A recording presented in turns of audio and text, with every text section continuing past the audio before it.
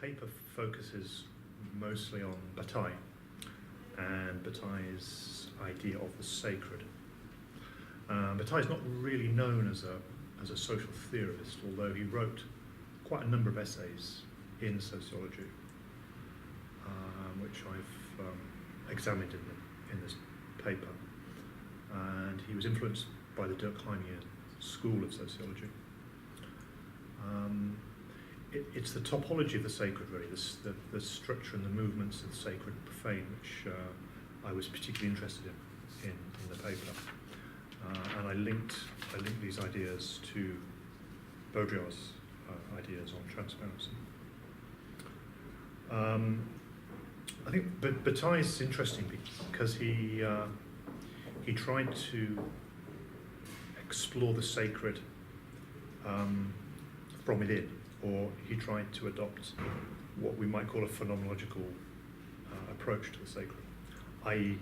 tried not to understand the sacred from a profane perspective or from a rationalistic perspective, but from a sacred perspective, if there is such a thing.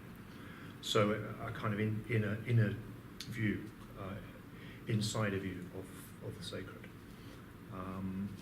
And he was particularly interested in the impure aspects of the sacred impurity, or the left pole of the sacred, which he linked with left-wing politics, rather than the right pole, the elevated or ideal pole of the sacred. The interesting thing, though, perhaps, is that the poles are not really distinguished, or often not distinguishable. They're certainly not fixed. And the sacred as a whole, whether left or right pole, whether elevated or lower, or moving between, the sacred as a whole is prohibited, or heterological, heterogeneous to the rest of society, to profane society, to society based on work and labour and production.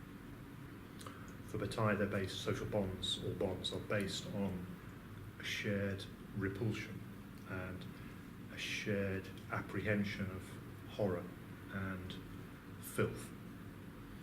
And the sacred itself is, for Bataille, a special class or special kind of filth.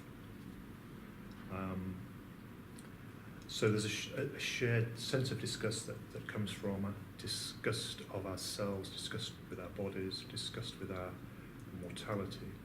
And that, for Bataille, is the core of the sacred. So Protestantism plays a major role in the relocation of impurity, and becomes the driving ethos of capitalism. So Bataille agrees with Max Weber on that point. And then in the second half of the paper, I really wanted to bring in Baudrillard's, Jean Baudrillard's ideas here, which clearly linked to Bataille through common interest in Marcelness and gift exchange, symbolic exchange. But I wanted to make a slightly different connection on the idea of impurity and repulsion and transparency. So Baudrillard is also interested in this process by which the sacred is marginalised, is banished, is eliminated, to produce what he calls a whitewashed, a blanched culture, the culture of technology, virtuality, of global capitalism, which has no place for what it sees as impurity. And this is a further stage of elimination. It's not even profanation, it's elimination. It's elimination of the relations between sacred and profane, to produce the world of transparency, as Baudrillard sees it. For Bataille, if nothing is sacred, then actually everything can be sacralized, and everything is open to the process of sacralization.